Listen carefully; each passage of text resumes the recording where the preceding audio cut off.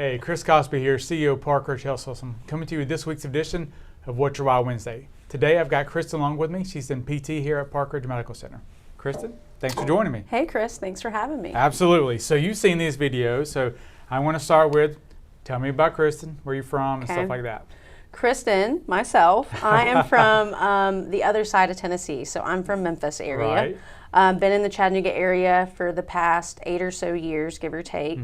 Love this side of the state. Not going to say any mean things about Memphis. It's still home, but East Tennessee is where it's at for me.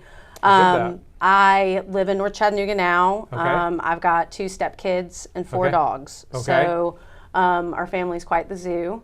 But besides that, I've been at Parkridge now for almost 4 years. Been in physical therapy just for about that long. This is actually a second career for me. So went back to school to do this. All right, I'm going to go 2 questions at you. All right, first question. I've asked you this before, but I'm going to make you say it again so they can hear it. Favorite barbecue spot in Memphis? Commissary. So which is my favorite. Which is your favorite? Yeah, and I'm a nacho connoisseur, and so like those are the best barbecue nachos you'll ever have. Yeah. Given their tag so good, you want to slap your mama, right? Slap your mama. Yeah, that's slap your mama. Yeah. Right. Gently, not mean or anything, but depends. I love my mama. It's good. So no. Mom, I love you when you see this video. Yeah. But no, that's the best. That's one of the good things about Memphis is the food scene and the music. Yeah, so that's yeah, right. but that's right. Yeah. So do you have a favorite dog with 4 of them? Oh my gosh. Okay, so it has to be. So there's 4. There's 2 Weimaraners. They're crazy. Yes, they are. They're both under the year of 1. Oh yeah. There's a little Shih Tzu that came with the relationship that I would never have a little dog, but his name's Rex. So it's Kava, Cannon, Rex, and then my favorite is like, you know that dog you have in your 20s, like who's been through life with you, been through the moves, been through the changes. He's 14, and that's Mr. Cooper. He's a big white Pyrenees, and he's like the chillest dude. He's also like a therapy dog too. He goes to the nursing home with me, and things like that. So he's my buddy. So we have a hospital dog coming. I'm adding an English Golden Retriever. To my family. Okay, cool. Won't probably be born until late fall. Okay. So then it'll be a while, but yeah, that's the goal. That is the goal. We're going to put them through chair therapy training and all that stuff. Yeah. So, awesome. Cool. So you'll be here in all other campuses. Yeah. You know, 2-3 days a week we'll be bringing them to the hospital. Yeah. So, dogs are the best. Oh yeah, they're awesome. All right. So you've seen the videos. And you know we have good days, bad days, and I appreciate you because even when I can tell you're having a bad day, you still have a good attitude. Like I can sense it. I can sense it, but you're still positive. Yeah. And so, but when we have those bad days, we got to be driven by something internal, and that gets you through the day, I believe. I think that's part of what's your why. Right. So, Kristin, what's your why? Wasn't expecting this question at all. This is a new one. No, I'm joking. I've been thinking about it. It's hard to put it. I think it's like a plethora of things, honestly, but it goes back to 2 solid things. Number 1 is the patients. I was exposed to physical therapy at a younger age. My grandfather had Parkinson's, so he was like the all-star patient. Like I remember going to his rehab facilities and stuff and watching him work with the therapist, and that's what kind of gave me the idea of like, wow, that could be a job. But when I first was at school, I looked at the caseload and I'm like, 18, you really don't know what you want to do, and I'm like, why would I take all this like all these science subjects? That sounds really hard. And I went to school at Mississippi State, so I was in the SEC world.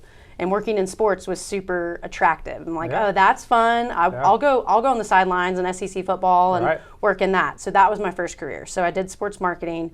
And at the end of the day, I learned so much about myself. I got exposed to a lot of different opportunities, but like there still wasn't that fulfillment that was there because like in a roundabout way, I was helping people by exposing their business, getting them revenue. But at the end of the day, there wasn't that like I'm going home and I'm feeling like I'm really making a difference.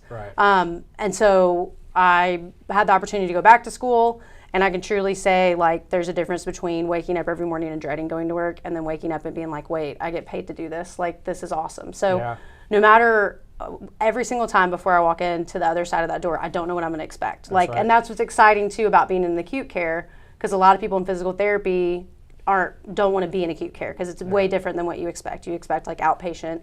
You know the patient that you're going to see. You're reviewing all the charts. It's kind of like a quick, fast-paced situation, and that's what I like. So I imagine that person as my family member, and I go back to the days when I was watching my grandpa and him in the hospital, in and out, getting him better. And I just treat them like they're another member of my family. So you can learn so much from your patients, and then at the end of the day, with acute therapy, you're that first jump start to get them back home. That's right. And that's what they want to do. And no one wants to be in the hospital. Like, it's a bad situation, so I try to make light of it. Like, I think anyone that's probably worked with me as a patient side, like, I'm way more laid back and just try to, like a family approach, like a friendly approach, rather than like, let's get up and walk, because we're not. No one wants to see a physical therapist when they feel like, you know what, in the hospital. Like, that's not something I want to do. I don't want to get out of bed when I don't feel well. I still remember when at a young age, I had to go to PT. I broke my arm. And it came out stuck. And so I still remember that pain. But yeah. It's like you see the smile and then you're like, I'm with therapy, and you see that person just like crumble inside and you're like, I don't want to get up. But you're like, you educate them and you tell them like, hey, this is a really crappy situation. I know you don't want to do it, but this is our first step to get you back home to your family, to the ones you love, and back to what you love doing.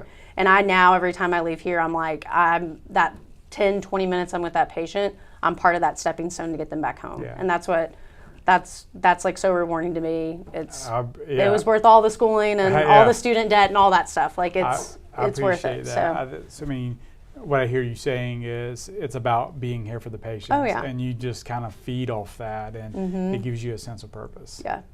Because I would tell you, for me, when I round on the employees and the staff, or I go, around on patients, I feed off that. It reminds me every day of what I do, why I do what I do. So, well, I appreciate everything you do. I always appreciate your positive attitude when I see you. So thank you. Thanks for joining me. Thanks for having me. Absolutely. Well, guys, that's this week's edition of What's Your Why Wednesday. We'll catch you on the next one.